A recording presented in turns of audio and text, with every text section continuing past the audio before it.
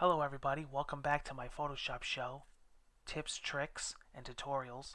Today we are working inside of Adobe Photoshop CC, and I wanted to bring this up to your attention. This is a method that I've come across from a good friend of mine, Matt Laskowski, wonderful photography Photoshop editor. And ever since I've learned this method, I've been doing nothing but show people, and they're just amazed by it.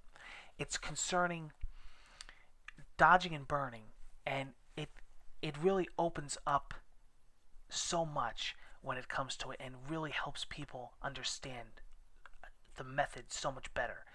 It's not a term that you really hear a lot of people talk about nowadays with Photoshop. It goes back to the early days of photography, back in the darkroom. Photoshop does have dodging and burning tools that I've used heavily in the past. I'm a big dodge and burner. It's basically what is going to be dark and what is going to be brighter, light and dark. But the problem is that a lot of people have a hard time with dodging and burning because they can't decide and figure out what would be the best thing to dodge and what would be the best thing to burn. The problem is because you're working off of a colored image. If you work off of a black and white image, it's amazingly easier on the eye, and it's a lot easier to decide, okay, this needs to be light, okay, this needs to be dark, I gotta burn this, I gotta dodge this, and you're not working on a black and white image per se, because you're working non-destructively off of a layer that you could turn off later on and go back to your finished color image. So the black and white is just helping you. It's a lot easier on your eye.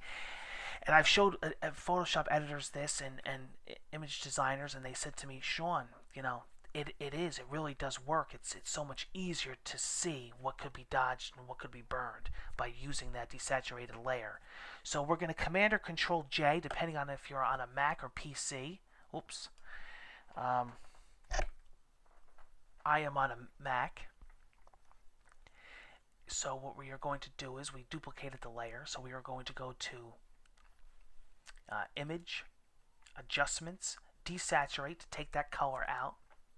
And then what I'm going to do is I am going to create a new layer. Now this is pretty interesting. This is what really wows people. We're going to create a new layer, but it's going to be blank. There's going to be nothing on it. However, what we're going to do is we're going to go to Edit, and then we're going to go to Fill.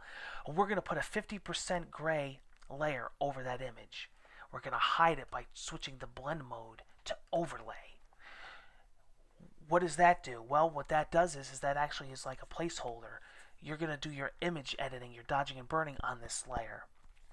And you're not going to see it because it's an overlay mode on 50% gray, but at the same time what happens is that now if we hit the number 2, when we hit our brush and we hit number 2, we go to 20% opacity.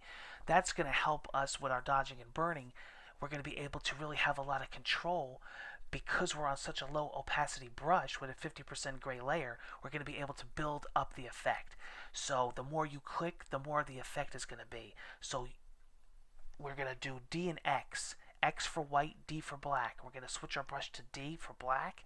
We're going to get a nice soft round brush, and what we're going to do is we're going to figure out now, okay, I know what's going to be dodged, I know what's going to be burned. So first we're going to burn with black.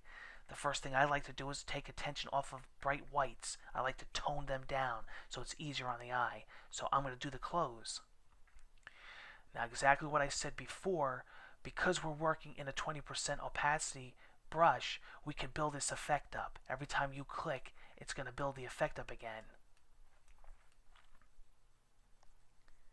So we're burning right now. Okay, we're going to switch to X and we're going to go to white. And now we're going to build up the brush again, and we're going to do some of the skin. I like to do the faces. Okay. Alright. To finish it up, I like to go back to D and maybe do some vignetting and maybe burn the edges.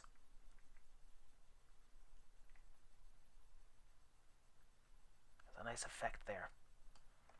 Okay. Want to see the results? Okay. Watch this. Before and after. But wait a minute. That looks great.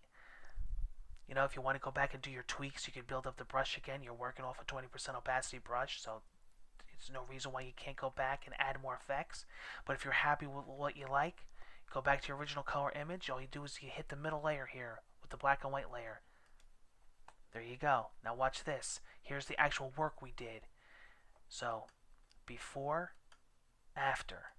Before, after. Look how much life it gives the image. And it's such an easier way to dodge and burn. And I think with this method that Matt showed, I truthfully believe that a lot of more people are going to be using the dodge and burn methods for image editing. Made it a lot easier for me. I've been using this in my daily workflow, working on images.